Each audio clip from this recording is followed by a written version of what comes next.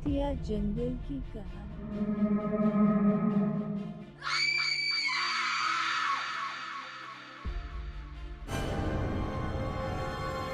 घना जंगल था। रात के समय आसमान में बादल घिर आए थे, जिससे अंधेरा और भी गहरा हो गया था। एक छोटा गांव उस जंगल के किनारे बसा था।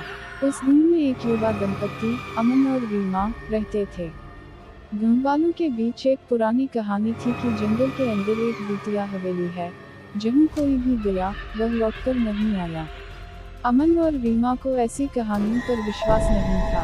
एक दिन अमन ने ठान लिया कि वह उस भूतिया हवेली को देखेगा और साबित करेगा कि यह सब मनगढ़ंत बातें हैं। रीमा ने उसे समझाने की बहुत कोशिश की, लेकिन अमन नहीं माना। अगली रात अमन और रीमा दोनों जंगल की ओर चल पड़े। दोनों के पास सिर्फ एक टॉर्च थी, जिसकी रोशनी अंधेरे में मुश्किल से रास्ता दिखा रही थी। जंगल में घुसते ही अजीब अजीब आवाजें सुनाई देने लगीं, जैसे कोई उनकी ओर बढ़ रहा हो। रीमा डर से कांपने लगी, लेकिन अमन ने उसे शांत रहने को कहा। कुछ समय बाद वे हवेली के सामने पहुंचे। हवेली बेहद पुरानी और खंडहर हो चुकी थी। उसकी टूटी खिड़कियों से तेज हवा आवाज करती हुई अंदर जा रही थी। अंदर घुसते ही ठंडी हवा का एक झोंका आया, जैसे हवेली में कोई और भी हो। अचानक दरवाजा अपने आप बंद हो गया।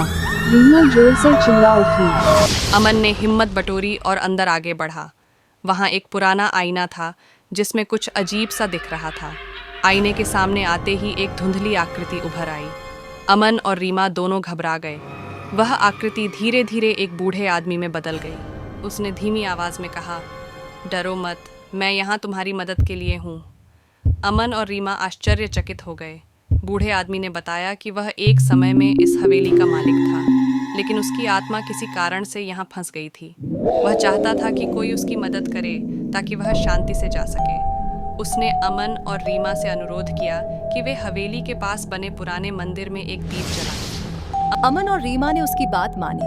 वे मंदिर गए, दीप जलाया, और जैसे ही दीप जलाया, हवेली से एक जोरदार आवाज आई। वापस आने पर उन्होंने देखा कि हवेली अब धुंधली हो गई थी और वहां की नकारात्मक साया जा चुका था। और अब गांव वाले बहुत खुश हुए कि उनको उस शैतान से छुटकारा मिल चुका था। और अमन और रीमा को शुक्रिया कहा और बहुत ही शाबाशी दी, और वो सारे गांव के हीरो बन चुके थे। दूर दूर गांव वाले अमन और रीमा से मिलने आते थे। धन्यवाद ऐसी कहानियां देखने के लिए। हमारे चैनल को सब्सक्राइब करें और ज़्यादा से ज़्यादा शेयर करें। धन्यवाद। Good bye.